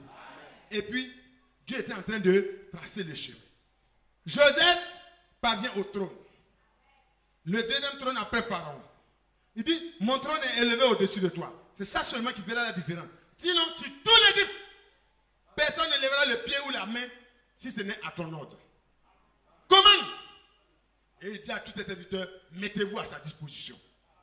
Un esclave, de surcroît prisonnier, emprisonné, qui était accusé d'une grave accusation, qui sort, il domine sur Potiphar, il domine sur la femme de Potiphar, il domine sur tous les chefs de Pharaon, il domine sur tout l'Égypte, en dehors de Pharaon seulement. Alors, vous voyez, ses frères arrivent, eux-mêmes qui ont vendu là, ils ont pris 30 pièces d'argent. Joseph, il avait beaucoup de pièces d'argent. Tout l'Égypte était pour lui. Alléluia. Et ils ont eu 30 seulement. Ne soyez pas fâchés de quelqu'un qui vous fait du mal. Est-ce que vous avez compris, frère? Quelqu'un est en train de vous faire du mal. Restez dans la bonne position. Restez avec le Seigneur. Soyez vainqueurs du mal par le bien. Restez tranquille. Notre Dieu entrera en scène. À chaque fois qu'un enfant de Dieu est engagé dans un combat, c'est le Seigneur qui entre en scène. Si ça tarde, attends. Attends, comme Joseph dans la prison. Il a attendu. Et puis voilà, ses frères se prosternent. Et bon, ils ont accompli les écrits. Et puis finalement, la deuxième fois ils sont revenus, ils étaient tellement dépassés qu'ils ne pouvaient plus voir ses frères qui étaient en train de parler hébreu. Mais c'est tellement ce que nous avons fait là, ça qui nous rattrape. Ils veulent nous mettre en prison, nous tous maintenant, parce qu'ils nous trouvent que nous sommes des menteurs, nous sommes des espions et tout ça. Mais c'est ce que... Non, nous-mêmes, on a... Quand notre père pleurait, il pleurait, ayez pitié de moi, ne me laissez, ne me vendez pas, ne me tuez pas. Nous, on a tué un aïon, on a mis son habit là-dedans, on est allé montrer à son père. Son père a pleuré des mois et des mois. Et aujourd'hui, voici l'enfant. L'enfant, son sang nous est redemandé par Dieu. Par ce grand Seigneur qui commande toute la terre, viens prendre la nourriture là-bas. Si on n'a pas gagné la nourriture, on est mort. Comment on va faire? Ils sont en train de pleurer, de parler. Et puis Joseph est touché. Le Fils de Dieu est touché. Quand il voit les autres souffrir, il est touché. Et il dit, fais sortir les Égyptiens. Que tout le monde sorte hors du palais. Quand le Seigneur va se révéler à Israël, les nations seront plus concernées. L'épouse sera dans le palais. Les nations seront mises de côté. Parce que le temps des nations sera accompli. Et Dieu se révélera lui-même. Christ se révélera à Israël. Et Israël connaîtra que Christ est la révélation du mystère de Dieu. Ça vient. Ça s'accomplira. Très bientôt. Les choses sont en marche. Et toi, homme des nations, toi, fils, issu des nations, moi, nous devons comprendre que le temps de la récolte est arrivé. C'est le temps où Dieu va moissonner le fruit qu'il va retirer de cette partie qui a été greffée à l'olivier naturel. Parce que nous sommes l'olivier sauvage. Nous avons été coupés et greffés. Les frères qui font les plantations de VA comprennent ça très vite. Les plantations de greffes, de mangue, comprennent ça très vite. Frères, c'est le temps de la moisson bientôt. Et Joseph se révèle à ses frères. Et ses frères commencent à pleurer. Il dit, mais si c'est lui, nous sommes morts. Donc c'est lui. Il dit, c'est moi Joseph. tout ce que vous étiez en train de parler en hébreu, là, je comprenais tout. Mais ne vous fâchez pas contre vous-même. Parce que Dieu a fait de la sorte pour accomplir sa parole. Il a dit que vous prosternerez devant moi. Il n'a pas parlé de ça. Mais ça veut dire tout ça. Amen. Ne faites pas. Bon, ça veut dire. Moi, on ne me fait pas comme ça. Quand tu m'appelles, tu as vu, non? Non, l'enfant de Dieu ne fait pas ça. Et puis ne citez pas rapidement. Dieu a dit à moi la vengeance. Je te laisse avec Dieu. Non. Frère, je vous en prie. Demandez la grâce et la miséricorde. Comme Étienne. Ça montrera que vous avez vraiment l'esprit de Christ. Alléluia. Alléluia. Et quand l'esprit de Christ était en Moïse, Moïse intercédait pour les coupables. Alors s'il est en vous, vous intercéderez. Mais si Dieu doit le punir, il le punira quand même. Amen. Et alors, il dit, Dieu a voulu vous sauver. Parce que ça fait 2 ans que la famine est là. Il y aura 5 ans encore de famine. Et Dieu ne veut pas que la race promise meure de faim. Dieu avait préparé les greniers de l'Égypte pour nourrir Israël. Maintenant, les effets collatéraux là, les Égyptiens pouvaient manger, les autres pouvaient venir manger. Mais en réalité, Dieu a envoyé Joseph pour préserver le reste d'Israël. Et vous allez voir que au nombre de 70, il fait venir son père et la maison de son père en Égypte. Ainsi s'accomplit ce qui avait été prédit à Abraham. Nous lisons ça et puis nous tirons vers la fin pour aujourd'hui. Le chapitre 15, le verset 13. Le Seigneur va dire à Abraham comme quelque chose qui est en train de se dérouler déjà. Sache. Genèse 15, verset 13, je dis. L'Éternel dit à Abraham, il était encore Abraham, sache que tes descendants seront étrangers dans un pays qui sera point à eux. Donc, vous voyez que toute parole de l'Écriture trouve son accomplissement. Tes descendants qui sont là dans la terre promise, là, un temps vient où ils seront étrangers dans un pays qui n'est pas leur pays. Accomplissement. Est-ce que Dieu n'est pas digne de confiance? Est-ce que Dieu n'est pas digne de confiance? Dans les détails. Dieu s'occupe des détails de ce qui concerne les élus. Et puis quoi? Ils seront asservis. Dans un premier temps, ils seront esclaves. Non, ils seront étrangers. Le temps d'être étranger a pris peut-être plusieurs années. Plusieurs centaines d'années. Mais au bout d'un temps, ils y seront asservis. Et quand ils y seront asservis, alors on les opprimera pendant 400 ans. Vous avez compris, frère? Ils seront asservis au bout d'un certain temps. Et ils seront opprimés pendant 400 ans. Vous voyez? Parce qu'il est parlé qu'un pharaon qui n'a pas connu Joseph est venu après. Donc après la mort de Joseph, les gens ont commencé déjà à oublier les traces de celui qui a sauvé l'Égypte. Et on les a opprimés effectivement. Mais Dieu est vraiment fidèle à ses promesses. Mais je jugerai la nation à laquelle ils seront asservis. Et ils sortiront avec de grandes richesses. Vous savez, c'est un résumé condensé que Dieu fait. Il dit, ils seront esclaves, ils seront étrangers, ils seront asservis, ils seront opprimés pendant 400 ans. Mais après ça, moi-même j'interviendrai et je vais les faire sortir par ma puissance. Amen. Alléluia. Est-ce que Dieu n'a pas fait ça? Est-ce que Dieu n'a pas fait ça? Est-ce que Dieu a fait ça? Il a fait ça à la barbe et au nez de Pharaon. Je vais lire ça rapidement pour vous. Prenons rapidement. Voilà. On prend Exode 1. Prenez Exode 1. Comme il y a des événements spéciaux, nous allons couper et nous aurons le temps de revenir ensemble pour commencer maintenant cette partie. Voici au chapitre 1, le verset 15. Bon, verset 8 déjà. Il se leva sur l'Égypte un nouveau roi qui n'avait point connu Joseph. Il dit à son peuple, voilà, les enfants d'Israël qui forment un peuple plus nombreux. Donc ils sont devenus plus nombreux. Quand ils sont arrivés, Dieu les a fait multiplier de 70. Ils sont devenus, le pharaon même dit qu'ils sont devenus plus nombreux. Personnes peuvent devenir plus nombreux. Ou bien peut-être lui il a extrapolé parce qu'il avait peur d'eux. Mais dans tous les cas, c'est ce qui est écrit. Allons, montrons-nous habiles à son égard, à l'égard de ce peuple-là. Montrons-nous habiles. Empêchons-les qu'ils s'accroissent. Et que, si survient une guerre, ils se joignent à nos ennemis pour nous combattre et sortir ensuite du pays. Parce qu'ils ont des esclaves à bon marché. Ils n'ont pas acheté. C'est des esclaves qui sont arrivés. Alors, ce que vous n'avez pas acheté, vous allez le perdre sans vous allez payer cher. Pour les perdre là, vous allez payer cher. Toutes les années de servitude là, ils n'hésitent pas à payer ça. Vous voyez, non?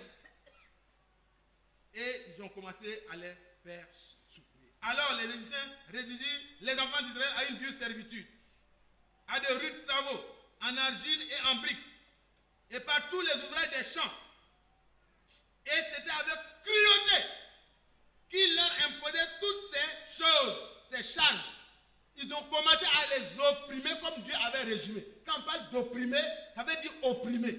On les fait faire les briques pour construire comment on appelle les pyramides d'Égypte. C'est eux. Les grosses pierres transportaient. Ils pleuraient, ils chantaient et Dieu les aidait à transporter. Amen. On dit que quand vous écoutez la manière dont les pierres d'Égypte se déplaçaient, les pierres devaient se déplacer pour faire les pyramides là, qu'il n'y a pas un homme qui peut avoir une possibilité d'avoir des grues, surtout à ce moment il n'y avait pas de grues pour soulever ça. Paraît-il que les scientifiques montrent que les gens chantaient. Je ne sais pas si c'est vrai, mais ils chantaient dans leur souffrance là. Ils chantaient au Dieu d'Israël. Ils chantaient et la puissance de Dieu venait alléger leurs tâches pour que les grosses pierres se déplacent. Ça se déplaçait sans grue. Et ils ont construit les pyramides de l'Égypte. Dans votre souffrance, Dieu vous est très proche. Dieu est proche de celui qui lui appartient. Pourquoi? Il a parlé de leur oppression, mais il a parlé de leur délivrance. Gloire à Dieu. Et Pharaon, qui est inspiré par Satan, et c'est la même chose que vous allez voir dans la partie spirituelle, le même Satan qui a inspiré Pharaon pour détruire les garçons, pour qu'Israël ne se reproduise pas, parce que vous savez, la semence se trouve dans les reins du garçon. Ils disent, on va tuer tous les garçons, là il n'y aura que les femmes, et les femmes se marieront aux Égyptiens. Et plus tard, ça sera des Égyptiens, des Égyptiens, des Égyptiens. Et ils seront affaiblis. Et alors, ils ont commencé. Le roi d'Égypte parla aux femmes sages, aux sages femmes hébreux, nommées Sifra et l'autre Poua. Il a dit, quand vous accoucherez les femmes hébreux, et que vous verrez sur le ciel que c'est un garçon, si c'est un garçon, faites-le mourir. Si c'est une fille, laissez-la vivre. Mais les sages femmes craignirent Dieu et ne firent point ce qui avait été dit par le roi d'Égypte. Les enfants de Dieu craignent Dieu. Ils ne font pas ce qui leur est ordonné par des humains quand c'est contradictoire à la volonté de Dieu. Est-ce que vous avez compris, frère? Le Seigneur nous protège quand nous sommes dans sa volonté. Il a protégé les sages femmes. Et alors, qu'est-ce qui s'est passé? Le roi d'Égypte, vous voyez, les sages femmes ont répondu. Et ils ont dit, le roi appela les sages femmes. Il a dit, pourquoi avez-vous agi ainsi? Et puis, vous laissez vivre les enfants garçons. Les sages femmes répondent, c'est que les femmes hébreues ne sont pas comme les égyptiennes. Elles sont vigoureuses. Elles accouchent avant l'arrivée de la sage-femme. Ce n'est pas faux aussi. Parce que Dieu était en train de faire quelque chose de merveilleux. Au moment où la sage-femme veut se positionner, pouf, l'enfant est sorti. Ah, donc vraiment Dieu merci. Les sages-femmes répondirent ainsi. Dieu fit du bien aux sages-femmes. Et le peuple multiplia et devint très nombreux. Au moment où on voulait les rendre très peu nombreux, Dieu les fit très nombreux. Dieu prend soin de toi. Dieu prend soin de toi. Parce que sa promesse doit s'accomplir. Dieu doit prendre chacun de vous et moi pour faire quelque chose de spécial. Donc il veille sur nous pour que toutes ces promesses s'accomplissent en nous. N'ayez pas peur. Croyez Dieu. Et alors, quelque chose va se passer. Un homme de la maison. Et Pharaon dit alors, il donna cet ordre à son peuple. Vous jeterez dans le fleuve d'Égypte tout garçon qui naîtra. Et vous laisserez vivre les filles, toutes les filles. Et c'est à tout son peuple. Parce que c'était la période où devait naître Moïse. Est-ce que vous avez compris? Le plan de Satan a déclenché le système. Dit, l'autre, on dirait que c'est 400 ans. Après 400 ans, j'interviendrai. C'est la période. Il ne faut pas courir le risque. Tous les garçons, comme il ne veut pas tuer les enfants qui naissent des Hébreux, on tue tous les garçons en même temps. Ils ont commencé. Un homme de la maison de Lévi avait pris pour femme une fille de Lévi. Cette femme devint enceinte, enfanta un fils. Et il vit qu'il était beau. Et elle le cacha pendant 3 mois. Ne pouvant plus le cacher, il alla le déposer au bord du fleuve, parmi les roseaux. Et vous voyez que c'est de cet enfant qu'il est question quand on parle de Moïse, parce qu'il a été sauvé des eaux. La fille de Pharaon qui a accès au trône, qui a accès à la maison royale, c'est elle qui va prendre celui qu'on craignait. Et vous voyez comment Dieu, notre Dieu là, il est fort. Je vais m'arrêter là. Comprenez avec moi. Moi là, je ne suis pas en train de le suivre parce que vous le suivez. Je le suis parce que j'ai compris qu'il est fort. Il est bon. Il est tout puissant. Il est tout suffisant. Il est capable. Il est le capable. Il dit, bon, tu es en train de tuer les autres, tuer, mais c'est dans ta maison que le libérateur va venir. Il prend son enfant, le frère Isaac n'est pas pharaon, donc je cherche mon pharaon ailleurs. Alléluia. Et il s'en va, il dit, Pharaon, par ta soeur, la princesse, je confie le libérateur. Tu l'élèveras, tu lui apprendras le combat, tu lui apprendras la sagesse, tu lui apprendras comment gouverner. Tu lui apprendras ça. Voici Moïse, sauvé des eaux, dans une caisse. On la met dans un panier bien. Et puis, c'est la femme de Pharaon qui le redonne à sa mère. Hein, le plan a marché. La petite Myriam était là. Elle dit, mais Madame Excellence, est-ce que vous voulez quelqu'un, une esclave pour nourrir? Comme les Hébreux ont jeté tous les enfants dans l'eau, il y en a qui en ont, ils ont du lait gratuit. Donc vous pourrez prendre une pour élever l'enfant pour vous, comme vous n'avez pas de lait. Et puis tu dis, mais c'est une bonne idée, ma petite. Myriam, comment tu t'appelles? Il dit Myriam. Il dit, ok, Myriam, bon tu m'en vais, va me chercher une femme gentille, hein. Tu vas bien prendre soin, hein. Parce qu'il faut qu'il soit bien élevé, hein. Il faut qu'il soit bien traité, hein. Et je vais lui payer un salaire royal. Dieu est bon. Dieu est bon. Il a vraiment tout projeté pour toi et moi. Nous avons du prix à ses yeux. Et voilà, la dame qui se présente, elle dit, je suis venu. Elle dit, je te commande de t'occuper de ce petit-là. C'est mon fils. Tu le fais boire suffisamment de lait. Voici ton salaire pour que tu manges bien, qu'il y ait du lait. Lui donne toutes les bonnes choses pour qu'elle mange bien. Et puis toute la maison mange bien. À cause du petit Moïse, il est déjà libérateur dans la maison de son père. Tout bébé, alléluia. Il a libéré la maison de son père du deuil. Parce qu'il devait pleurer sa mort. On n'a pas pleuré sa mort. Aaron, son grand frère, a pu échapper, mais le décret est venu après. Donc lui devait mourir. Dieu soit loué. Il est préservé de la mort. C'était la fête chaque jour à la maison. Et puis, oh mon Dieu, Dieu est bon. La mère de Moïse avec son père. Et tout le monde dans la maison. Myriam s'appelle le tonton de tout petit. Oh mon Dieu, Dieu est bon. Oh mon Dieu, Dieu est bon. Oh mon Dieu, Dieu est bon. Parce qu'elle a vu le miracle. L'enfant était au bord de la mort. Comme tous les autres enfants qui flottaient. Mais lui, il a été recueilli. Toi, tu seras toujours recueilli. Dieu prendra toujours soin de toi.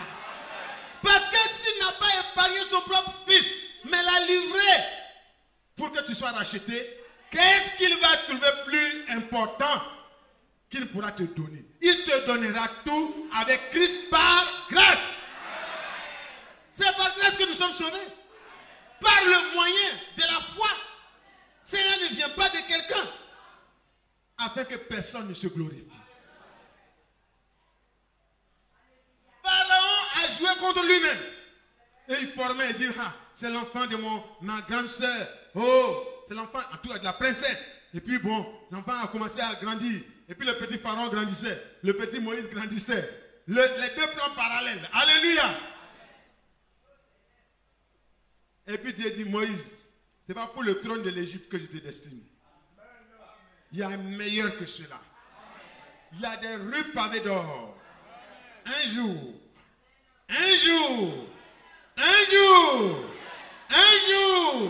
quand il aura fini de préparer la place, Moïse ne regarde pas les trésors de l'Égypte.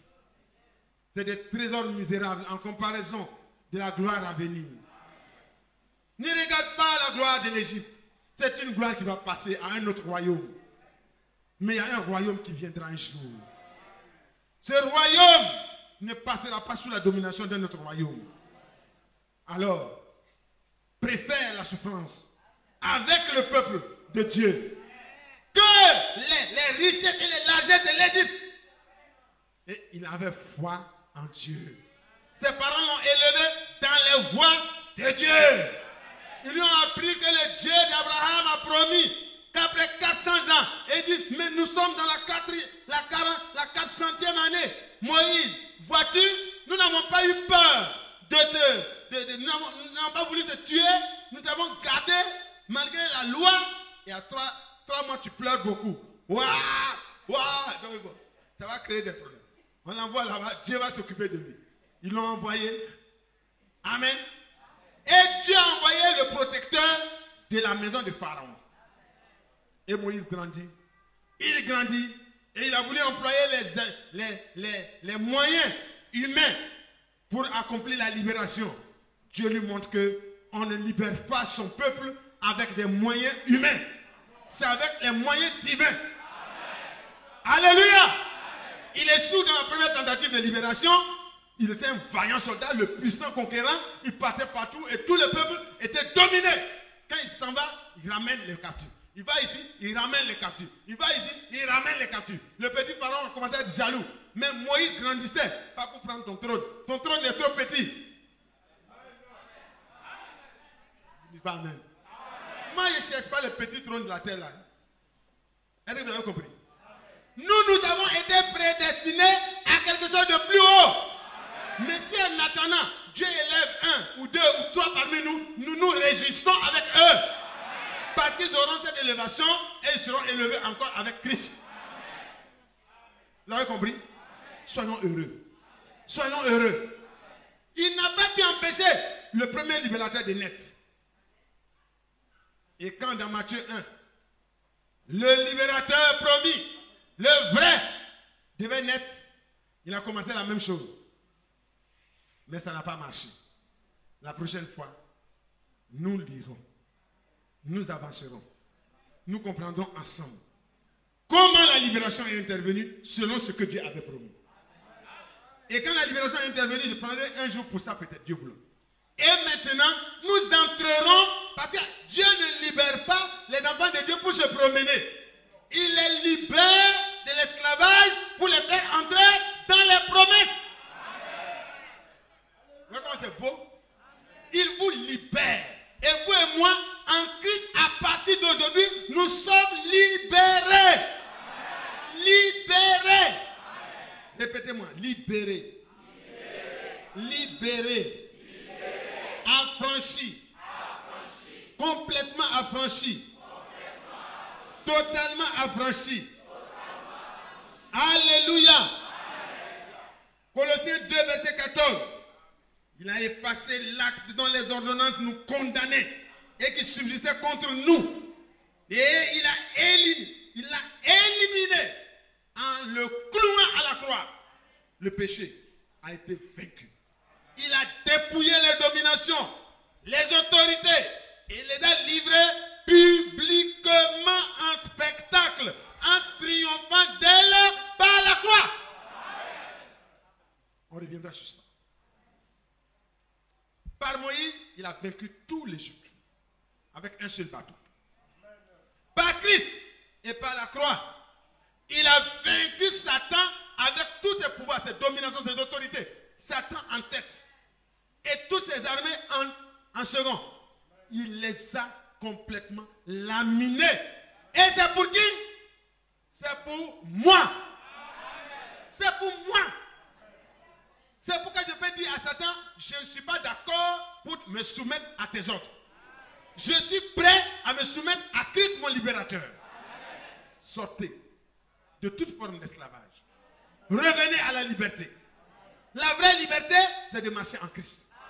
La vraie liberté, c'est de croire Dieu. La vraie liberté, c'est de savoir que tout ce que Dieu dit, il est tout puissant pour le faire. Et quand vous comprenez les choses comme ça, il n'y a plus rien qui peut vous arrêter. Rien, plus rien. Je vous dis bien, plus rien. Alléluia. Alléluia. Alléluia. Galates 3, verset 13. Christ nous a rachetés de la malédiction de la loi, étant devenu malédiction pour nous, car il est écrit maudit est quiconque est pendu au bois, afin que la bénédiction d'Abraham ait pour les païens son accomplissement en Jésus-Christ, et que nous recevions par la foi l'esprit qui avait été promis. Mes frères et mes sœurs, notre trésor c'est en Dieu. C'est dans le Seigneur. Christ nous a libérés. Il nous a rachetés de toute malédiction. Et aujourd'hui, tu peux marcher tout droit, le front levé. Parce que celui qui t'a racheté est capable de te garder. La prochaine fois, vous allez voir que Pharaon, après la sortie, il va chercher à rattraper ceux qu'il a obligatoirement libérés. Mais il a oublié qu'il ne les a pas libérés volontairement. Il les a libérés par la même puissance de Dieu. Et celui qui vous a libéré est capable de vous préserver. C'est pas vrai, frère? Celui qui nous a libérés, dans le rachat, dans le salut, il y a la protection, la préservation, il y a tout. La guérison, la résurrection, la transmutation, l'enlèvement, la nouvelle Jérusalem, le règne, l'éternité, tout ça, ça est dans le salut. Dieu a déjà tout inclus. Non, ne pleure plus. N'aie plus de crainte. Ne tremble plus. Nous reviendrons sur ces versets que nous avons lus la prochaine fois. Mais sachez que celui qui nous a libérés, il ne nous a pas libérés en négociant. Il a cloué ce qui nous condamnait à la croix. Il a été fait lui-même malédiction pour que nous puissions recevoir la bénédiction d'Abraham qui a été promise à Abraham et à sa postérité. Il a la postérité royale promise. C'est par lui que la libération véritable intervient. Que le Seigneur bénisse chacun de nous. Si vous avez cru en Christ, frère, vous êtes libérés de toute domination. Si vous avez cru en Christ, si vous n'avez pas cru, c'est le temps de croire. Que la grâce du Seigneur repose sur chacun de nous. Et que le libérateur opère dans nos cœurs la libération. Parce qu'aucun péché ne peut garder un enfant de Dieu dans la captivité. Après l'œuvre de Golgotha. Crois seulement. Crois seulement. Crois seulement. Ne crains point. Crois seulement. Frère Jean-Marie. Ne crains point. Crois seulement. Toutes choses sont possibles à celui qui croit. Regarde à ton Sauveur.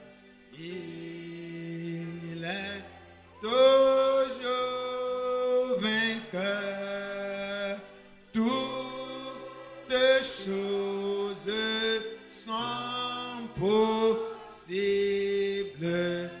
à celui qui croit. Amen.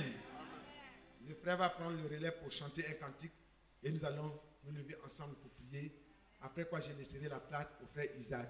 Mais je vous apprends que si Dieu permet, le 5, je suis invité par les frères de la région de Tabou qui ont un rassemblement de plusieurs assemblées pour une veillée. Je dois y être par la grâce de Dieu, si Dieu le permet.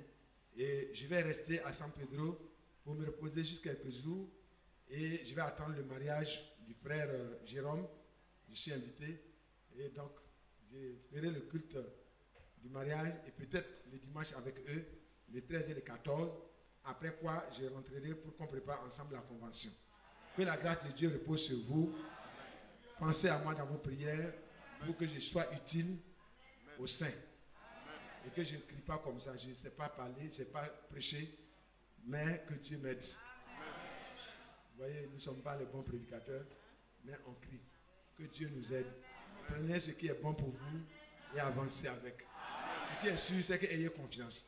Si Dieu dit une chose et que c'est écrit, croyez.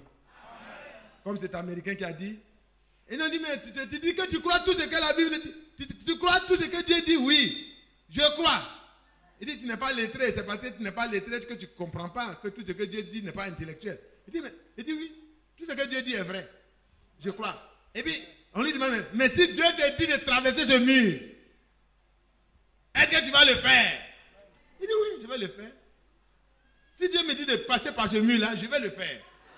Il dit, mais comment tu vas le faire? Certainement, il regardait à l'Égypte. Il regardait à la mer Rouge. Dans la mer Rouge, il n'y avait pas de passage. Il n'y avait pas de passage, il n'y avait pas de chemin.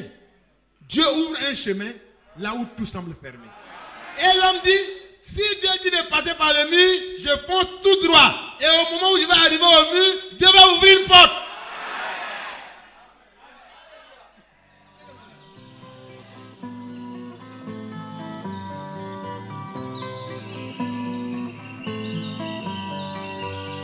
J'aime l'Éternel, car il entend ma voix. Il a penché vers moi son oreille, et je le chanterai toute ma vie.